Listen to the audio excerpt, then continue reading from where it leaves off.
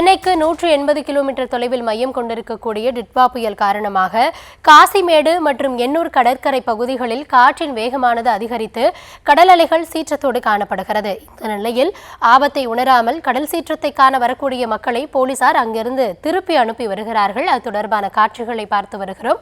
விரிவான விவரங்களோடு இணைகிறார் எம்முடைய செய்தியாளர் லதா. லதா, நீங்க இருக்கக்கூடிய பகுதியில் தற்பொழுது சூழல் என்னவாக இருக்கிறது? முழுமையான விவரங்களை வழங்கலாம். வணக்கம்.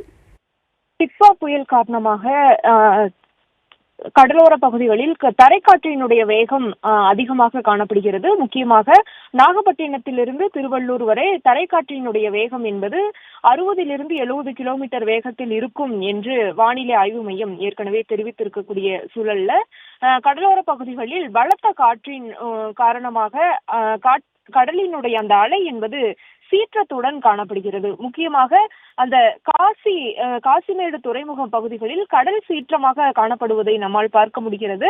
இதன் காரணமாக அந்த பகுதியில் இருக்கக்கூடிய கடல் சீற்றம் மற்றும் பலத்த காற்றின் காரணமாக அந்த பகுதிகளில் வெளியாட்கள் யாருக்கும் அனுமதி கிடையாது.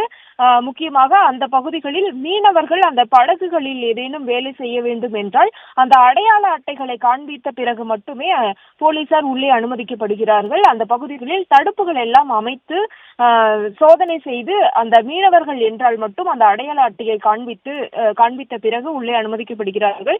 வெளியாட்கள் யாருக்குமே அனுமதி கிடையாது. வழக்கமாகவே இந்த மாதிரியான ஒரு சூழ்நிலை என்றால் பொதுமக்கள் வெளியே இருந்து வருகை தந்து இந்த பகுதிகளில் ஏதோ சுற்றுலாவுக்கு வருகை தருவது போல் அந்த அலைகளோடு சேர்ந்து அந்த நின்று அந்த செல்ஃபி எல்லாம் எடுத்துக்கொள்வார்கள். எனவே அந்த மாதிரி வரக்கூடியவர்கள் யாருக்கும் அனுமதி கிடையாது. அவர்களை திருப்பி அனுப்பி வருகிறார்கள். மேலும் மீனவர்கள் என்றால் மட்டும் படகுகள் இருக்கக்கூடிய பகுதிகளுக்கு செல்ல மட்டும் அனுமதி வழங்கப்படுகிறது.